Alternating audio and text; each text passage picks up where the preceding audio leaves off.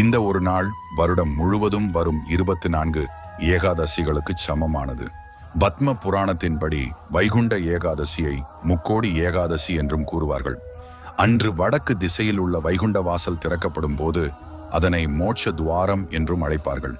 அந்த சமயத்தில் முக்கோடி தேவர்களும் இந்த வைகுண்ட வாசல் வழியாக ஸ்ரீ மகாவிஷ்ணுவை தரிசிக்க செல்வார்கள்.